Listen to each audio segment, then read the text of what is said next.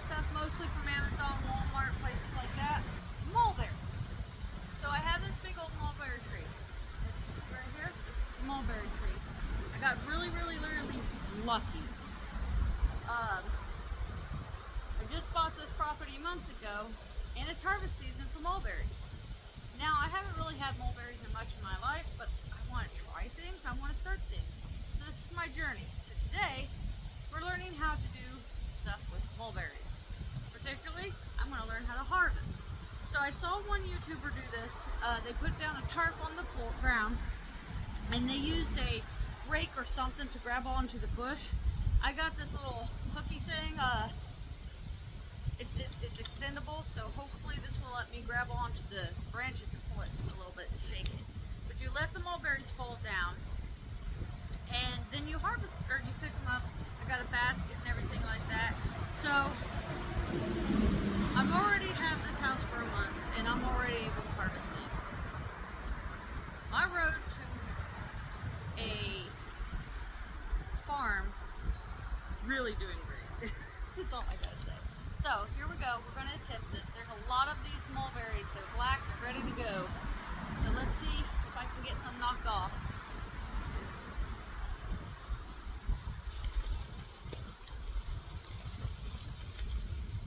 Kind of like rain. It's dark purple rain. Might have to move this around a few times, but we'll see. Try not to step on the mulberries. You don't want to do that. Well, that actually confirmed one of my questions. Oh, I have a beetle. Hi, beetle. Oh. Anyway, my question was, will I be able to push and pull on this thing without it collapsing? So far, it seems like that's a yes. So I'm going to move this part to another spot and try to harvest some more mulberries. Okay. Move to a different spot under the tree. Just so you know, I'm probably going to pick some of these mulberries actually off the tree that I can reach. I only had a small, tiny handful that time.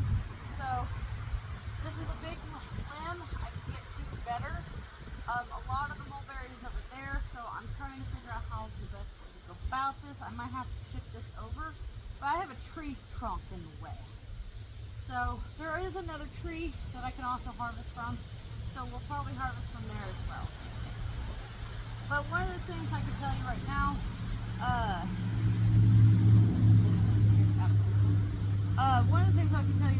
is that you could just leave the tarp out and just let the wind do it. And by the way, I apologize for the wind.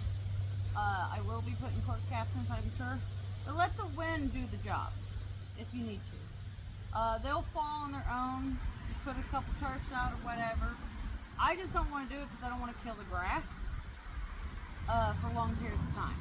So that's the reason why I am that. So it seems like you can get a little violent and you can get a lot more that way. So that's a thing.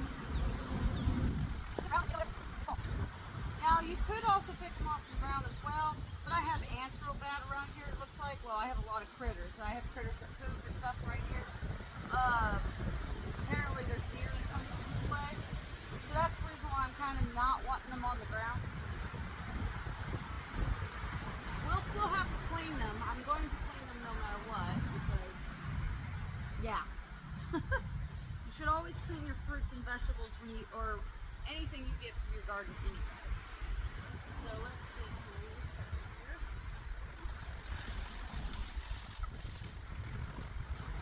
One of the other things too is you're going to get some unripe ones too, and you really don't want those. So they're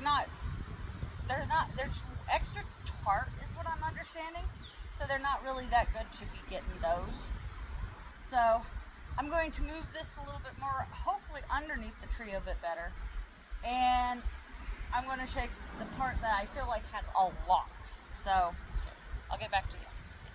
So okay, I gathered a little bit more off the tarp. Now I moved this over a bit, so I'm going to shake this and help us get a bunch more here. That is the goal here.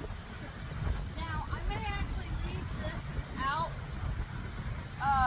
for a few hours and come back and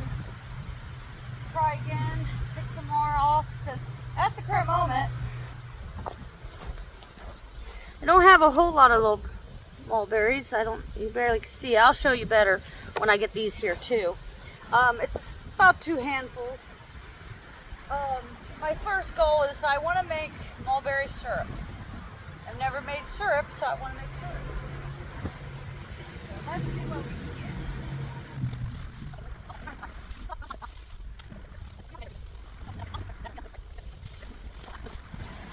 Like I said, I got very lucky with this property, so I'm just absolutely enamored by it.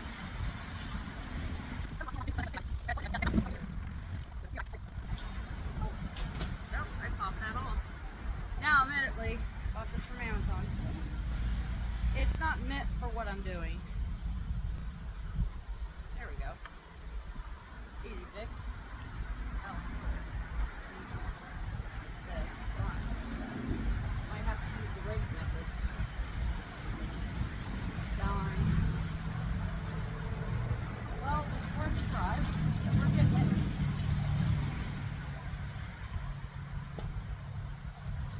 I'm gonna go get the rake and I'll be back. It might be a few hours. Lunch just showed up. So I decided against getting the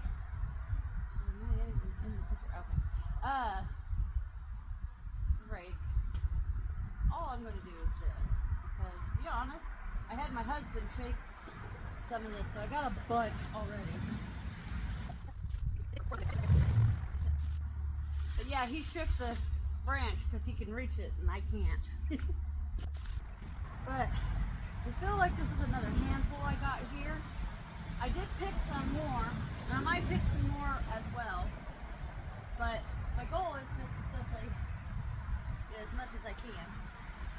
I feel like I'll have more success if I could move this tarp from to underneath this a bit better.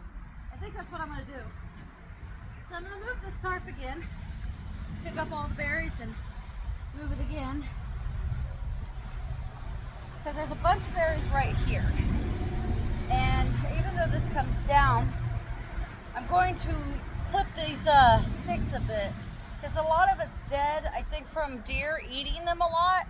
Which, I mean, it's in the perfect spot. So I'm going to probably start getting this tree trimmed up a bit so that it's not hanging so low like this.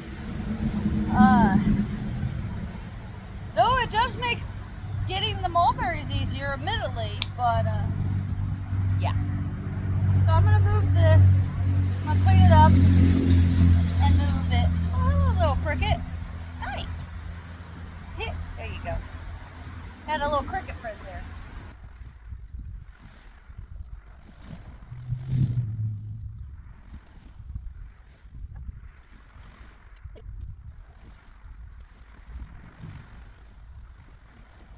Alrighty, so I've got a lot of berries here, as you partially can tell. So I'm gonna move that tarp and yeah, let's see if I can get myself in the picture. I'm gonna move that tarp a little bit further under this and hopefully grab the last bit of the berries I can get. And then I'm gonna put things away and then we're gonna go inside.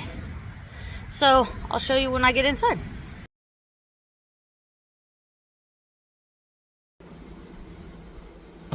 Okay, so now I just rinsed them off outside with a hose and gently did it. That's my first rinse I'm doing. So my second rinse is going to be quite simple. So this here is, I think, about a half a gallon of bowl. They say to use about half a gallon or half a cup of salt per gallon, or 3/4 of a gallon or something like that. So I already kind of measured out my salt, so I have my salt ready. So we're going to rinse them out and kind of see what we got, right? So I'm using cold water. I have a colander here, that will help. The salt in there. Well, I'm going to do just a regular rinse first.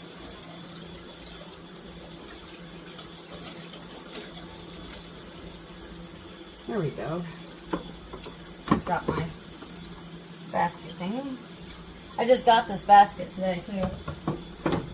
I plan on using it quite a bit in the garden. Alrighty, so we're just going to rinse these off.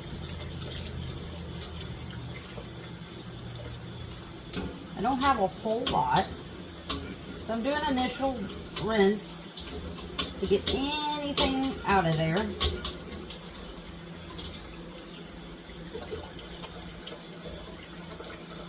Let's see. Lots of colored water, actually. It's kind of cool. Let's set this side out of the way. Alright. Look how many berries I got. Got quite a bit of berries. I'm actually kind of excited about this. Alright, so I did a little initial wash. Got a stick in there. So one of the other things you want to do as well is to go through and get some of the unripened berries. Now, I don't know for a fact, so I can't quote this, but one person said that it was hallucinogenic on the white ones, but I don't know if that's the case of regular mulberries. So, most of these are ripe, except for that one. So, it looks pretty good. I'm going to rinse again. Just gently get these rinsed off some more. I can see little bugs trying to run away. I'm going to do, that's what the salt water is for. It's supposed to kill off any critters or anything like that.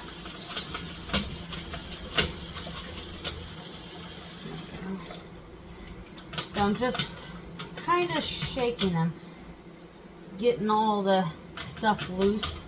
Plus this is a good way to see if I have any more bad berries that I need to get rid of. I did that outside too, so, but, you know, there's always something you might miss. So this is a good way to get it rinsed out. Just get any berries that you just don't feel like is good. Go with your instincts. If you look at something and you say, I don't like that, there's a reason. So, alright. So, I feel like that's a good rinse initially. I love the water. It's kind of pinkish color. That's kind of cool. Now, you could make dyes with this too, I've heard. I just never done it before. So now I want to put the salt in. And then I'm going to start the salt water.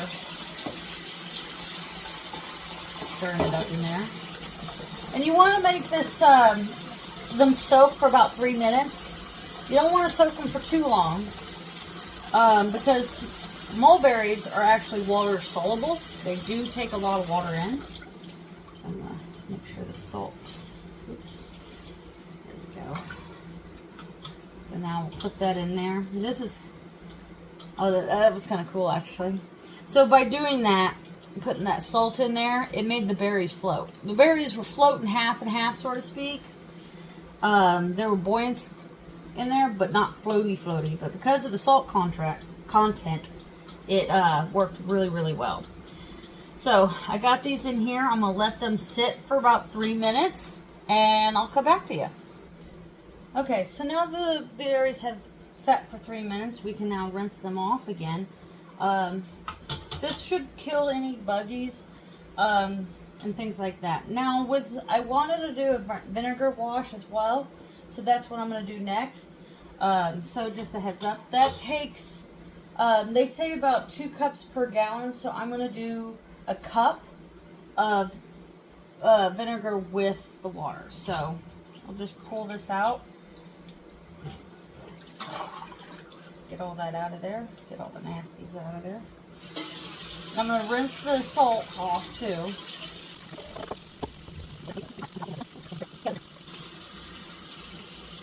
It's so nice to have a strainer. I know this sounds weird, but I haven't had a strainer for noodles or anything like that for years. So when we finally got into the house, I was like, I'm getting me a strainer. And that's exactly what I did. I got me a couple of them, a couple sizes. So there we go.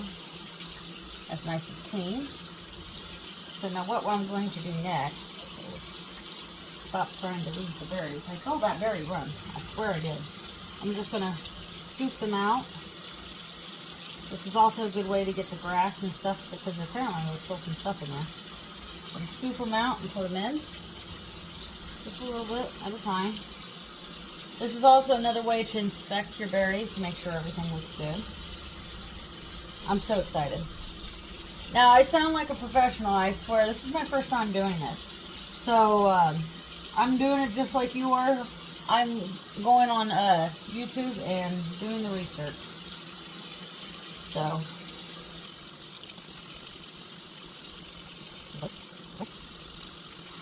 again, this is the reason why we're doing this. To get all those buggies out and make this safer in the long run. I know it sounds bad, but I don't really have too many issues with bugs. My husband, however, I laugh at him a lot because he doesn't like bugs at all.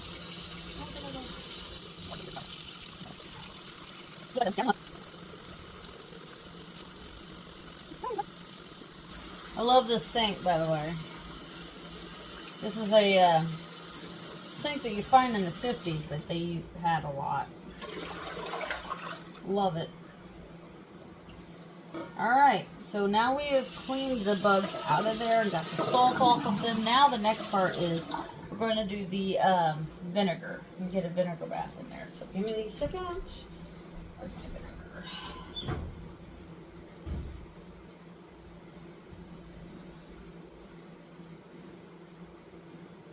Okay. So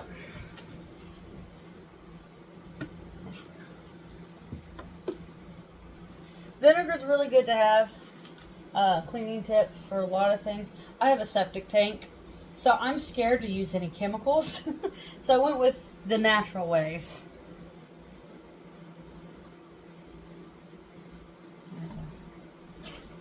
One more. There we go. Okay.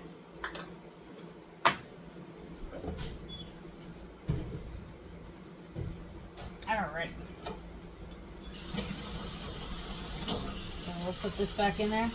Now the vinegar bath takes about 10 minutes, from what I've heard.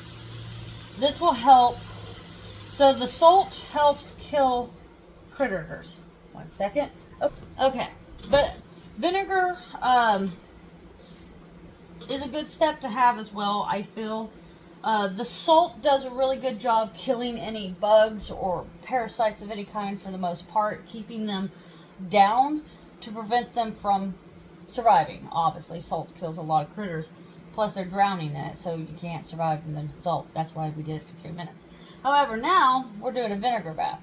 Now, vinegar does the same thing. So, I've found on the line, they say you can do one or the other. You don't have to do both. I'm going to be overly precautious because I do not know what's on these trees in the first place. My hair's all over the place. But, I don't know what was in the environment up until last month. So, as a result, I'm being extra precautious. Vinegar helps with any parasites or pathogens that may got on there or anything like that, diseases from bird crap or something of that sort. So this is the reason why I'm doing it. It lifts it up and helps get it clean. So once this is done, I will rinse them again and then we'll pick the stems. But I'll be right back in 10 minutes. Okay, so now with that we left it sit for 10 minutes. Now we can rinse it off again and get ready for stem picking.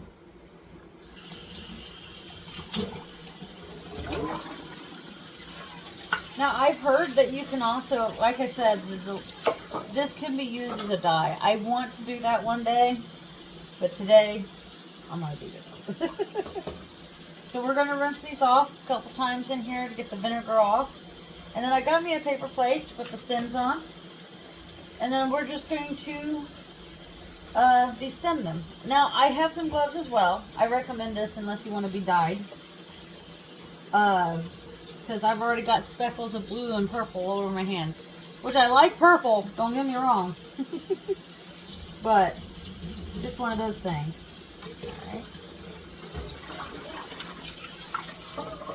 Rinse this a couple times. I want to make sure I get all of the vinegar off. Sorry. I have this beautiful view of my yard. And eventually I'm going to have a garden right out there. I just can't wait. I just can't wait. I got some stakes to start planting, or not planting, they're plant stakes is what they are, is what I'm trying to say. And the idea is to put them in the ground to measure out the area. My hope and goal is to figure out how big my area is for gardening. I know it's at least 10 feet by 10 feet at bare minimum. I was doing some mowing too along the edges, and I found I got some, I think they're blackberries and raspberries, so I'm excited about that. So I think I have some wild ones. So that would be probably another future video. Not sure if it's on this video or this year, that is, but definitely going to be on a future video. But I'm just excited. Oh Lord. Okay. Get some gloves on here. Alright. Okay. So, let me get my light on. It's getting dark, so I need to see. There we go. So basically, this is another way you can go through. Oh, shoot. It's a lot harder than I thought. And just simply get the a quality check of your berries as well. So just checking to make sure there's nothing nasty or anything, because you know we don't want nothing nasty in our food. But no, from what I've been told, taking the stems off helps make it not so tart.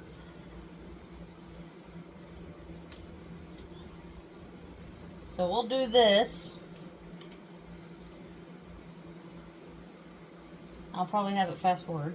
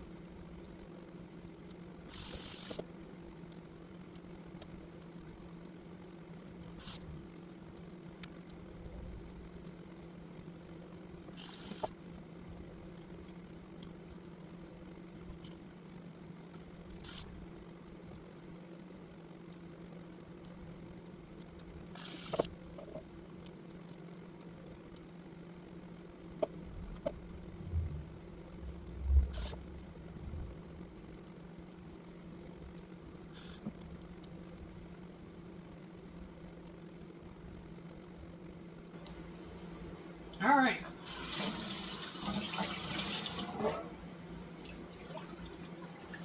So now we got them done. I'm just trying to drain this so I don't make a mess. Clean up your space, obviously.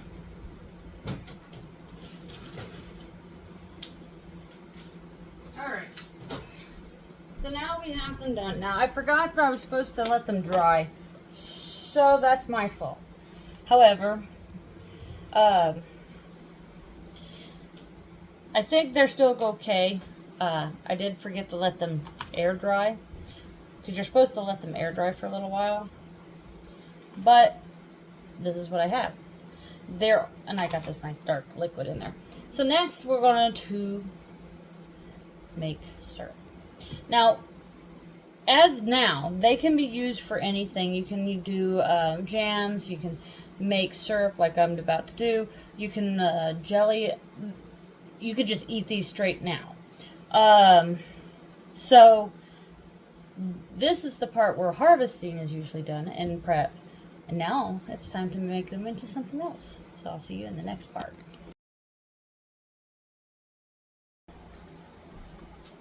Alright, so since I got these all prepped and everything, now you want to put them into the pot.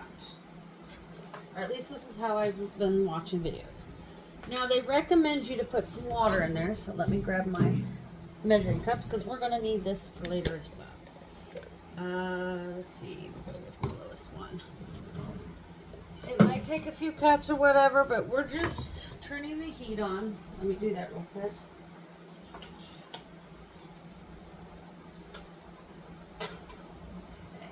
And you want to kind of boil them a little bit, but it's a simmer too, from what I'm understanding. So let me get some water in there. You want to cover the berries just above the berries. Buy some water here too. So one more cup looks like it might do it.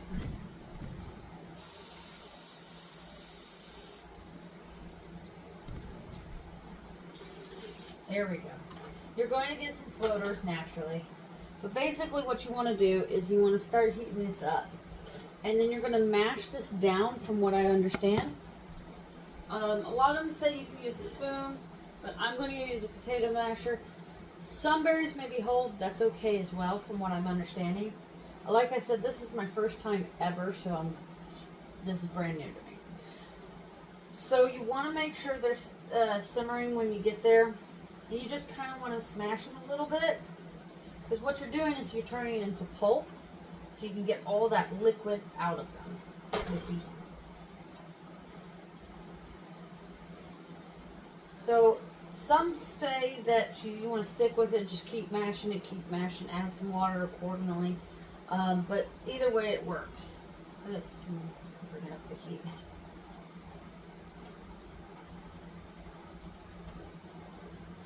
I do like the potato masher better from what I've seen. Because they said if you don't have a potato masher, you can use the back of a spoon and stuff. But I don't know. I've always had a potato masher. I don't know if I'm the only one in the kitchen that has never had a potato masher. Making mashed potatoes is one of the easiest things you ever have to do. So, in my opinion, making fresh mashed potatoes, oh,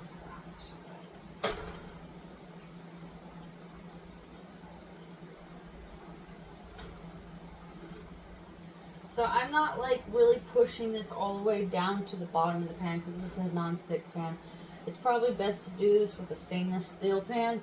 Unfortunately, I do not have a stainless steel pan. Go me. But while this is going on, what you can be doing as well is getting your colander ready. Or like you want to mesh type colander, like the one I was using for cleaning. You want one of those to be ready.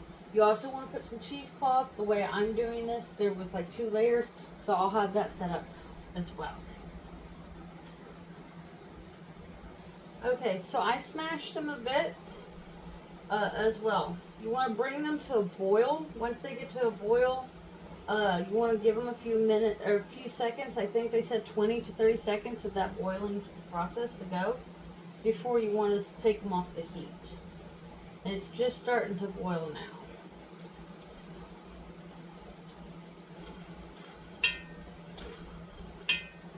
And they do thicken up a little bit because of that pectin they have, but not a lot. Just a heads up, if you're making jams or jellies or anything with these, you might have to buy some pectin to add to make that thick. We're starting to get a little bit of a roiling boil. So I'm going to start counting in my head how many seconds.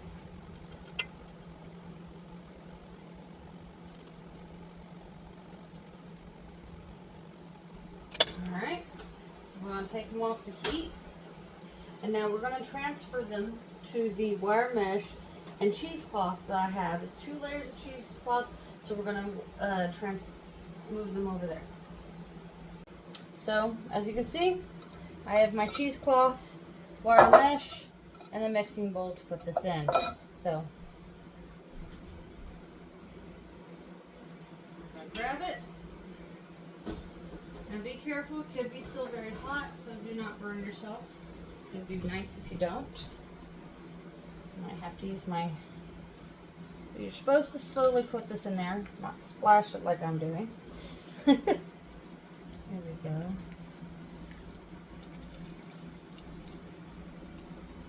So dump it all in there. Let me get my spoon. I knew I was going to need the spoon. So I'll get that spoon because we want to get all of this out. There we go.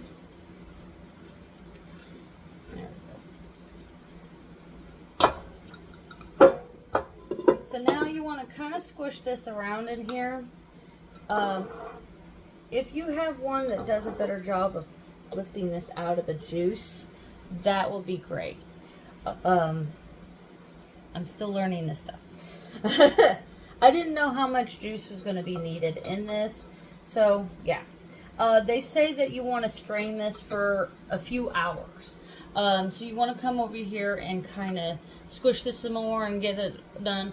I'm going to try about an hour. I'm going to get something to lift this up so it's not too far in the bowl. So we're going to try for an hour. We don't know. I will let you know what the results is when I come back. So now that I got it all squeezed out and everything, I did all the squeezing. That's what's really great about having the cheesecloth. So as a result, I got about 2.5 cups of juice. So they're saying that I've been researching a little bit.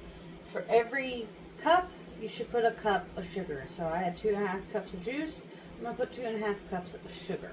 Since I only have a half cup measuring cup, it's going to take a second.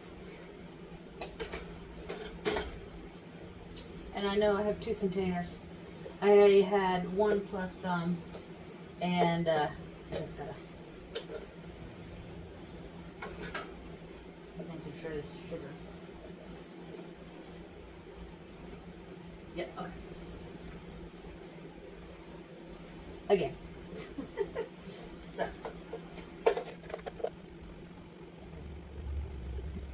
I hope I have enough. I should, but the guys only knows if I do it.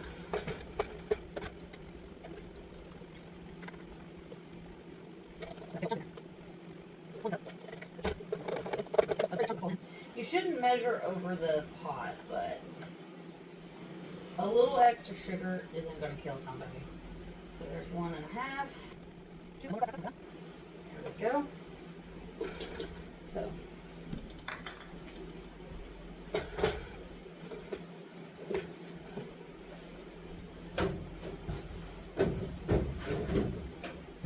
Okay.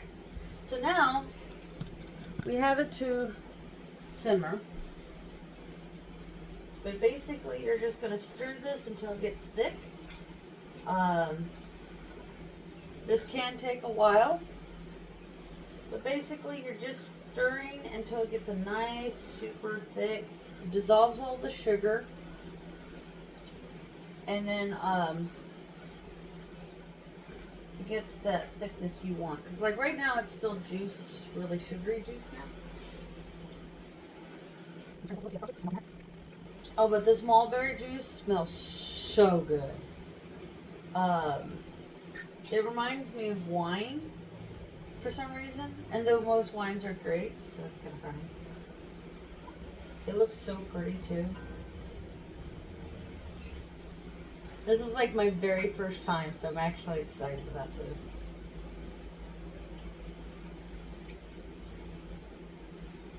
This is probably a one way of making Elsa jelly too. It's about the same way.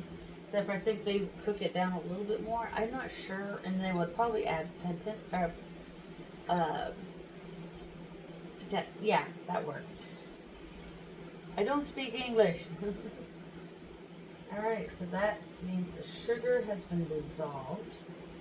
But I'm not feeling any grain. Oh, but that looks so pretty. So I got a few jars already. Unfortunately, I don't have a whole lot of big jars because I didn't think I was going to get a lot. I'm actually impressed. So I have a few jars like this. Just one of these. Little jelly jar. And then I got a bunch more. I got a lot of these.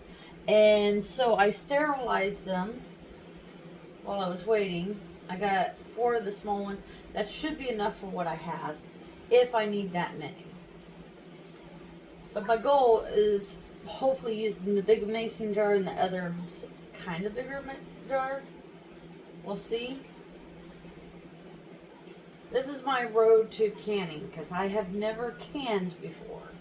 So this is the closest I'm getting at the moment. I'm making syrups.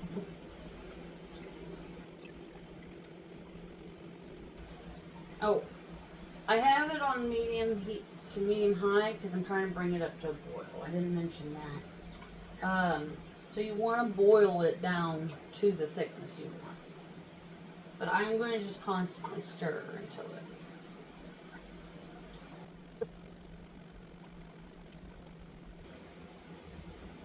So I let this simmer or boil for a few minutes and everything like that. I just let it simmer and cook for a while. Now I did it for about 15 minutes, give or take. It's still kind of liquidy because it's hot, I assume. This is my first attempt, so we're doing an experiment here. So now I'm going to put these in a jar. Hopefully I have enough jars. It looks like I may actually. I may have overestimated, thinking I wouldn't have enough. But now we can try this. So, got my first jar.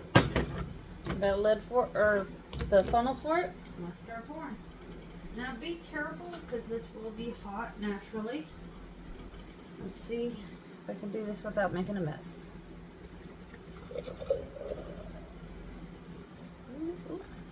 Ooh, cut that short. I still got a little bit left, so I can use one of the small ones.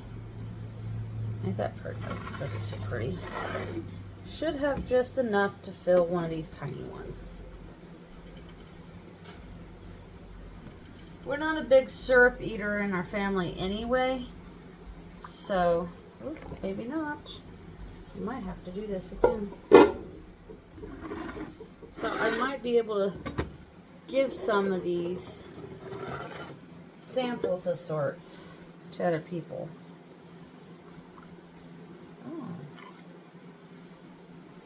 Oh. My goodness.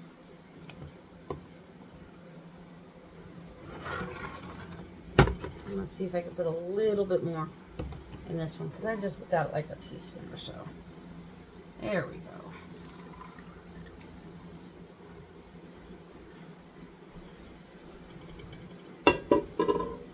Let's see.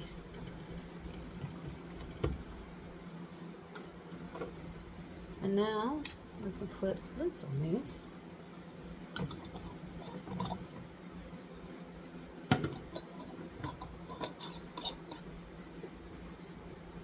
Now a lot of people have told, or what I've saw online, is if you're using mason jars, it kind of seals themselves because they're hot. So that's probably what I'm using to my advantage. So I'm sure this is probably going to seal itself.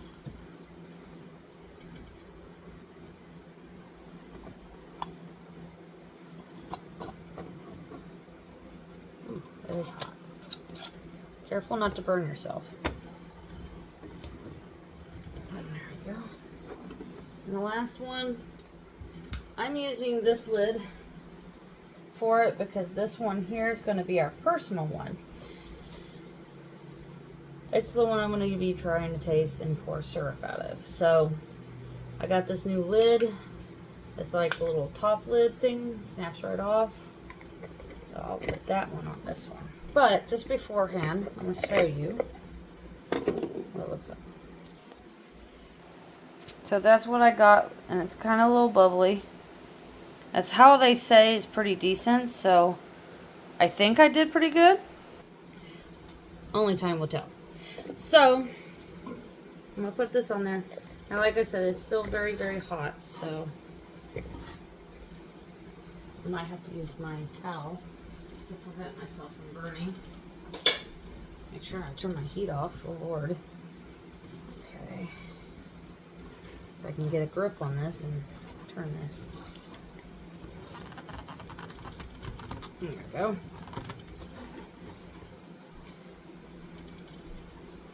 So now, and no, I haven't tasted this yet. I'm still a little nervous.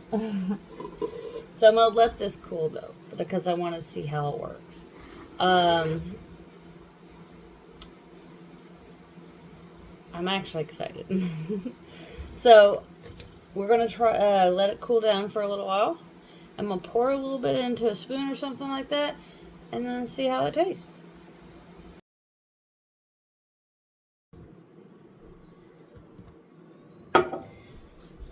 So, I let it cool for the night in the fridge because it was still really hot. So, it's the next day. Let's try it.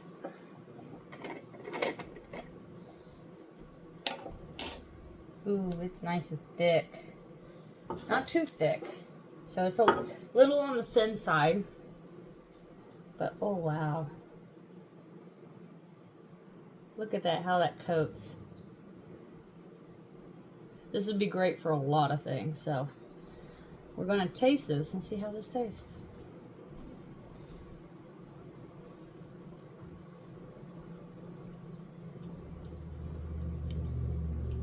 I made a mess, but that's incredibly good. It's tart because of the mulberry. It's thick, so it's great for a lot of things. But it's not too thick. So this is a great starter for me. I can do a lot of things. I've heard you can use them for drinks and things like that, so that's kind of cool. But this is really good. I'm actually happy. And then I also found out I have mulberry, or not mulberries, but maple and a pear tree today in my morning walk. That'll be next.